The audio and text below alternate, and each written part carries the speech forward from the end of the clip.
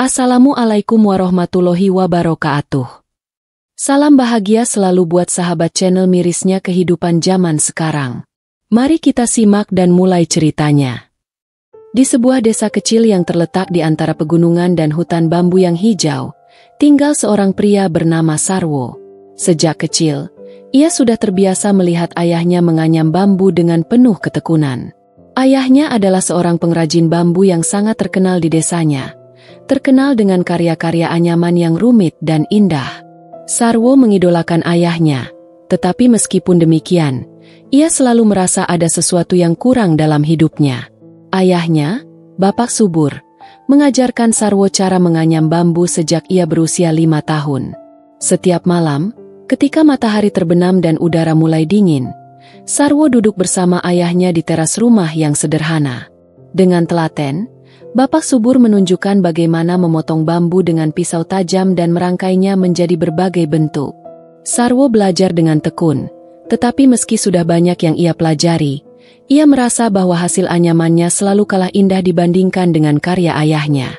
Namun, ayahnya selalu memberi semangat, mengingatkan bahwa kesabaran adalah kunci dari segala hal. Sarwo tumbuh menjadi pemuda yang cerdas, tetapi hatinya selalu gelisah. Dia merasa tak cukup dihargai oleh orang-orang di desanya, terutama oleh para pelanggan yang datang untuk membeli hasil anyaman. Mereka sering memuji karya ayahnya, tetapi jarang yang memberi pujian kepada Sarwo.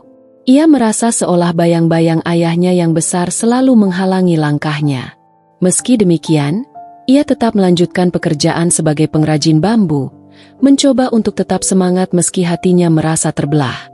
Suatu hari, ketika Sarwo sedang asyik bekerja menganyam keranjang bambu, Bapak Subur terjatuh sakit. Penyakit itu datang begitu tiba-tiba dan membuat tubuhnya lemah. Sarwo terpaksa merawat ayahnya yang mulai sulit bergerak. Waktu yang dulu dipakai untuk bekerja, kini terpaksa ia alihkan untuk merawat sang ayah. Sarwo merasa berat hati, tetapi ia tahu, ini adalah tanggung jawabnya sebagai anak. Hanya saja, ia merasa sedikit cemas. Desanya sangat bergantung pada hasil kerajinan bambu keluarganya. Jika ayahnya tidak bisa bekerja, siapa yang akan menganyam bambu untuk memenuhi kebutuhan desa? Hari demi hari, keadaan Bapak Subur semakin memburuk. Sarwo mulai merasa kelelahan, tidak hanya fisik, tetapi juga mental. Ia sering terbangun di malam hari, merasakan panas tubuh ayahnya yang semakin meningkat. Suatu malam, saat Sarwo terjaga dan melihat ayahnya terbaring lemah, ia merasa seolah-olah dunia ini menimpanya begitu berat. Hati kecilnya bertanya, apa yang harus ia lakukan jika ayahnya pergi? Akankah ia mampu melanjutkan tradisi menganyam bambu yang telah turun-temurun dalam keluarganya? Namun, di tengah kegalauan itu, ada sebuah pengingat yang selalu muncul. Suara lembut ayahnya terdengar di ingatan Sarwo. Kamu bisa, nak. Jangan pernah menyerah pada cobaan. Anyaman bambu bukan hanya tentang tangan yang mahir, tapi juga hati yang tulus. Sarwo menarik napas dalam-dalam, menatap tangan-tangannya yang lelah. Ia menyadari, meski tak pernah sempurna, ia tetap harus berusaha dengan segenap hati. Keadaan Bapak Subur semakin hari semakin parah. Sarwo terpaksa menggantikan ayahnya dalam segala hal, mulai dari merawat bambu hingga menyelesaikan pesanan-pesanan kerajinan yang sudah menumpuk. Setiap pagi, Sarwo pergi ke hutan bambu dengan langkah lesu. Ia harus memotong bambu, mengolahnya, dan kemudian menganyamnya menjadi barang-barang yang dibutuhkan. Tangan-tangan lelah itu terus bekerja, seolah-olah tak peduli lagi dengan rasa capek yang mendera. Setiap malam, Sarwo duduk di samping ranjang ayahnya, yang terbaring lemah. Hanya suara rintihan pelan yang terdengar dari tubuhnya yang ringkih. Sarwo merasa hidupnya berjalan dalam lingkaran tak berujung, terperangkap antara kewajiban yang tak bisa dihindari dan impian yang terus menghantui. Ia selalu bertanya-tanya, apakah ada kesempatan bagi dirinya untuk bisa keluar dari bayang-bayang ayahnya dan menemukan jalannya sendiri? Suatu hari, ketika Sarwo sedang menganyam sebuah keranjang di beranda rumah, seorang tetangga datang mengunjungi. Pak Arif, seorang petani yang sudah lama mengenal keluarga Sarwo, duduk di sebelahnya. Sarwo, katanya dengan suara lembut, kamu sudah seperti ayahmu. Banyak yang memuji kerajinanmu sekarang. Aku yakin, jika ayahmu masih ada, dia akan bangga padamu." Sarwo terdiam mendengar kata-kata Pak Arif. Ia tak tahu bagaimana menjawabnya. Meskipun ia menghargai pujian itu, hatinya tetap merasa kosong. Ia tidak merasa seperti ayahnya. Bagaimana bisa? Ayahnya begitu hebat. Sementara ia selalu merasa karyanya jauh di bawah apa yang dihasilkan ayahnya. Rasanya seperti tak ada yang bisa ia lakukan untuk membuktikan bahwa ia pun bisa menjadi pengrajin yang hebat. Namun, ada sebuah hal yang menyentuh hatinya. Pak Arif melanjutkan, "Tidak perlu membandingkan dirimu dengan orang lain, Sarwo. Setiap orang punya caranya sendiri untuk bersinar. Ayahmu mungkin hebat, tapi kamu juga punya keunikanmu sendiri." Kata-kata itu seperti menembus kabut ketidakpastian yang selama ini menyelimuti pikiran Sarwo. Ia merenung sejenak, mencoba untuk memahami maknanya. Kenapa ia selalu merasa tak cukup? Kenapa ia merasa terus dibayangi oleh kehebatan ayahnya? Padahal, mungkin selama ini ia terlalu keras pada dirinya sendiri. Mungkin, inilah saatnya untuk menemukan cara menganyam bambu dengan caranya sendiri, tanpa perlu terus-menerus membandingkan diri dengan orang lain. Keesokan harinya, setelah membantu ayahnya meminum obat, Sarwo kembali ke beranda rumah. Kali ini, ia mulai menganyam sebuah keranjang dengan pola yang belum pernah ia coba sebelumnya.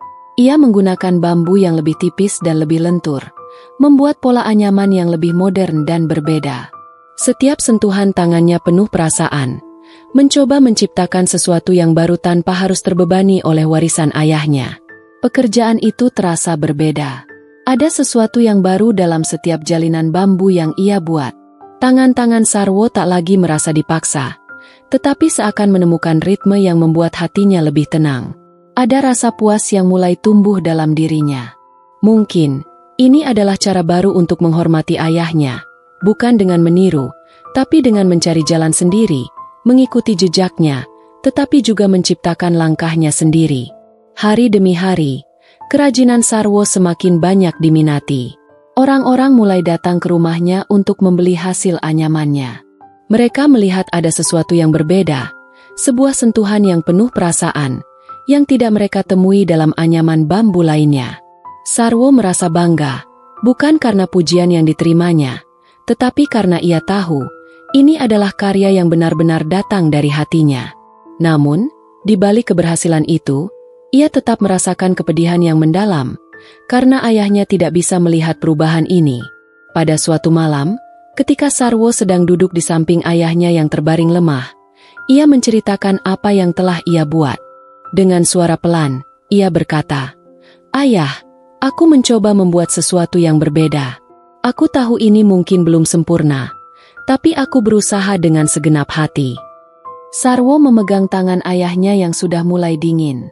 "Aku ingin membuatmu bangga, meski kamu tak bisa melihatnya." Bapak subur hanya tersenyum lemah, meskipun tubuhnya sudah semakin rapuh. Matanya yang sayu menatap Sarwo dengan penuh kasih sayang. Meski tidak mampu berbicara lagi, Sarwo tahu, dalam diamnya, ayahnya mengerti. Pagi itu, langit cerah, tetapi hati Sarwo terasa berat. Setelah beberapa bulan merawat ayahnya, Bapak subur akhirnya pergi untuk selamanya. Suara napas terakhir ayahnya meninggalkan kesunyian yang begitu dalam, membuat Sarwo merasa seakan seluruh dunia runtuh di sekitarnya. Tangisnya tak bisa ia tahan, meski ia tahu, itu adalah takdir yang tak bisa dihindari. Ayahnya yang selama ini menjadi teladan dan kekuatan dalam hidupnya, kini tak ada lagi di sampingnya. Selama beberapa hari, Sarwo merasa hampa. Rumah yang dulu selalu ramai dengan suara ayahnya yang bekerja menganyam bambu kini sepi. Tak ada lagi suara pisau bambu yang tajam memotong. Tak ada lagi suara ayahnya yang lembut memberikan nasihat. Sarwo berjalan mengelilingi rumah dengan langkah pelan. Matanya kosong, dan pikirannya terperangkap dalam kenangan-kenangan lama. Ia merasa seperti kehilangan arah, seolah-olah hidupnya tidak punya tujuan lagi. Namun, di tengah kesedihannya, ada sebuah hal yang membuatnya tersentak. Sarwo memandang ke beranda rumahnya, di mana ia pernah menganyam bambu bersama ayahnya. Di sana, tergeletak beberapa karya ayahnya yang belum selesai. Salah satunya adalah sebuah keranjang besar yang belum sepenuhnya teranyam. Bambu-bambu itu tergeletak begitu rapi, namun ada ruang kosong di antara jalinan bambu yang menunggu untuk diisi. Sarwo menatapnya lama, mencoba memahami apa yang bisa ia lakukan. Tanpa sadar, tangannya mulai bergerak, mengambil bambu-bambu itu, dan memulai pekerjaan yang belum selesai. Saat pertama kali menyentuh bambu itu, Sarwo merasa ada sesuatu yang mengalir kembali dalam dirinya. Sebuah semangat yang pernah ia rasakan ketika masih bekerja bersama ayahnya. Setiap jalinan bambu yang ia anyam kini bukan hanya sekadar pekerjaan, tetapi menjadi cara untuk mengingat ayahnya, untuk melanjutkan apa yang telah ayahnya bangun. Setiap helai bambu yang ia anyam seakan memberi kekuatan baru, mengingatkannya pada pesan-pesan ayahnya tentang kesabaran, ketekunan, dan bahwa segala sesuatu dalam hidup ini membutuhkan waktu. Hari-hari Sarwo mulai dipenuhi kembali dengan suara pisau bambu yang memotong, dengan suara bambu yang saling bertemu dalam anyaman yang rapi. Namun kali ini, pekerjaan itu terasa berbeda. Sarwo mulai menambahkan unsur-unsur baru dalam karyanya. Ia bereksperimen dengan pola dan desain yang lebih berani, mencoba menyatukan tradisi dan inovasi. Ia tak lagi takut untuk mengungkapkan dirinya dalam setiap anyaman bambu yang ia buat. Kini, ia merasa bahwa dengan setiap karya, ia semakin mendekatkan diri pada ayahnya, bukan hanya sebagai anak, tetapi juga sebagai pengrajin yang memiliki identitas sendiri. Pada suatu sore, setelah selesai menganyam beberapa keranjang, Sarwo memutuskan untuk pergi ke pasar desa. Ia membawa beberapa hasil kerajinannya, berharap dapat menjualnya dan melihat apa reaksi orang-orang. Ketika sampai di pasar, ia melihat orang-orang berkerumun di sekitar stan ayahnya yang dulu sangat ramai. Namun, kali ini, stan itu kosong, dan beberapa orang mulai mendekati Sarwo yang duduk di sebelahnya dengan keranjang-keranjang bambu. Sarwo tak pernah merasa begitu gugup sebelumnya. Ia tahu, orang-orang desa sudah mengenalnya sebagai anak dari Bapak Subur. Kini, ia harus membuktikan bahwa ia pun bisa membuat kerajinan bambu yang tidak kalah indah. Perlahan, beberapa orang mulai tertarik pada kerajinan Sarwo. Mereka melihat adanya pola dan desain yang berbeda, lebih modern, dan lebih segar. Meskipun masih ada yang memuji karya ayahnya, Sarwo merasa ada sedikit kepuasan di dalam hatinya. Ia merasa bahwa, meskipun bayang-bayang ayahnya selalu ada, ia kini mulai bisa berjalan di jalannya sendiri. Saat matahari terbenam, Sarwo kembali ke rumah dengan beberapa uang dari penjualannya. Ia merasa lelah, tetapi hatinya sedikit lebih ringan. Malam itu, ia duduk di beranda rumah, menatap langit yang dipenuhi bintang. Ada sebuah perasaan baru yang tumbuh dalam dirinya, sebuah keyakinan bahwa ia bisa melanjutkan apa yang ayahnya mulai, dengan cara dan gaya yang unik. Tanpa sadar, ia mengulurkan tangannya, meraba bambu yang tergeletak di sampingnya. Di sana, ada sebuah keranjang bambu yang hampir selesai, sebuah karya yang akan menjadi tanda bahwa Sarwo siap melanjutkan hidupnya sebagai pengrajin bambu yang berdiri dengan kaki sendiri. "Saya bisa," bisiknya pelan kepada dirinya sendiri. Hari-hari berlalu, dan Sarwo mulai menemukan kedamaian dalam dirinya. Desa yang dulu terasa begitu asing kini menjadi rumah yang penuh dengan kenangan dan pengertian. Setiap pagi, ia bangun lebih awal dan bekerja dengan penuh semangat.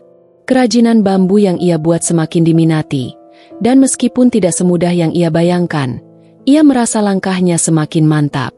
Sarwo tahu, meski ia telah menemukan jalannya sendiri, bayang-bayang ayahnya tetap ada di setiap jalinan bambu yang ia anyam. Suatu hari, ada seorang pengusaha kerajinan dari kota yang datang ke desanya. Ia mendengar tentang kerajinan bambu Sarwo yang mulai terkenal, dan ia tertarik untuk bekerja sama. Sarwo merasa terkejut, bahkan cemas. Tawaran itu sangat menggoda, namun di sisi lain, ia merasa takut jika harus meninggalkan desa ini, tempat yang selama ini menjadi saksi perjuangannya. Meninggalkan desa berarti meninggalkan kenangan indah bersama ayahnya, dan ia merasa belum siap untuk itu. Namun, ketika Sarwo berdiri di tepi hutan bambu yang selama ini ia cintai, ia teringat kembali kata-kata ayahnya yang selalu mengajarkannya untuk tidak takut melangkah maju. "Jangan biarkan rasa takut menghalangi jalanmu," "Nak," ujar ayahnya dulu, "setiap bambu yang tumbuh, pasti suatu saat akan rimbun. Begitu juga dengan dirimu." Sarwo menatap bambu-bambu yang menjulang tinggi di sekitar desanya.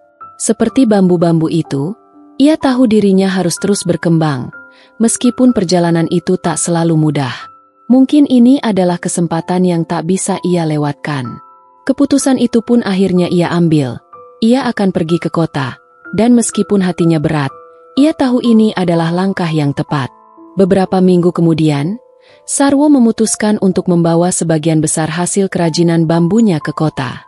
Ia merasa cemas saat mengemas barang-barang yang sudah ia buat dengan hati-hati. Namun ada rasa bangga yang mengiringinya. Untuk pertama kalinya, ia merasa yakin dengan karya-karyanya, tidak hanya karena warisan dari ayahnya, tetapi juga karena ia tahu bahwa ia telah melibatkan seluruh jiwa dan perasaan dalam setiap helai bambu yang ia anyam. Ketika ia tiba di kota, Sarwo merasa kagum dengan kemegahan tempat itu. Gedung-gedung tinggi dan hiruk-pikuk orang-orang yang berlalu lalang membuatnya merasa seperti ikan kecil yang terjebak dalam lautan luas. Namun, ia berusaha untuk tetap tenang, dengan membawa hasil kerajinannya ke tempat yang telah dijanjikan. Pengusaha itu sangat terkesan dengan kualitas karya Sarwo, dan segera menawarkan kontrak kerjasama yang menguntungkan. Sarwo merasa bangga, meski ada keraguan dalam dirinya. Ini adalah dunia yang sangat berbeda dengan kehidupan desa yang selama ini ia kenal. Namun, seiring berjalannya waktu, Sarwo mulai merasakan sebuah perasaan yang tidak pernah ia duga sebelumnya. Kota ini memang memberi kesempatan, namun juga membawanya jauh dari desanya, jauh dari kenangan tentang ayahnya. Sarwo mulai merasa kehilangan. Meski ia berhasil, rasa hampa itu selalu ada, seakan ada sesuatu yang hilang dari dirinya. Setiap malam, ia merindukan keheningan malam di desa, dan setiap pagi, ia merindukan suara bambu yang ia potong dengan tangan ayahnya.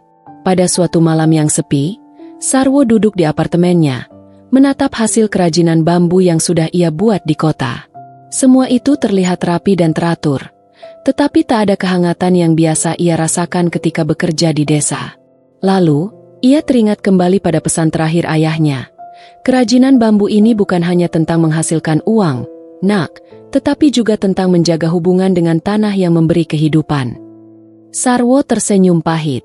Ia tahu bahwa meskipun kota menawarkan banyak peluang, hatinya tetap terikat dengan desa yang telah membentuknya. Pada pagi hari berikutnya, Sarwo memutuskan untuk kembali pulang. Ia tidak akan meninggalkan dunia kerajinan bambu yang selama ini menjadi bagian dari dirinya. Namun kali ini, ia tidak hanya akan melanjutkan tradisi yang ditinggalkan ayahnya, tetapi juga berusaha menggabungkan segala yang telah ia pelajari di kota dengan nilai-nilai yang ia bawa dari desanya. Setibanya di desa, Sarwo berdiri di tepi hutan bambu, dengan angin yang berhembus lembut di wajahnya. Ia merasa seakan kembali ke rumah. Sarwo tahu, perjalanannya belum berakhir. Kini, ia siap untuk melangkah lebih jauh, dengan penuh keyakinan bahwa setiap bambu yang ia anyam akan menjadi jembatan antara masa lalu dan masa depan, antara warisan ayahnya dan impian yang ia ciptakan sendiri. Dan seperti bambu yang tumbuh tinggi di hutan, ia akan terus berkembang, meskipun angin kadang datang menghantam. Karena Sarwo tahu, dari setiap badai, ada kekuatan yang akan membuatnya semakin teguh. Dengan senyum di wajahnya, Sarwo kembali bekerja. Setiap helai bambu yang ia anyam kini bukan hanya tentang kerajinan. Itu adalah cerita hidupnya, perjalanan yang penuh dengan cinta, kehilangan, harapan, dan keberanian untuk terus melangkah.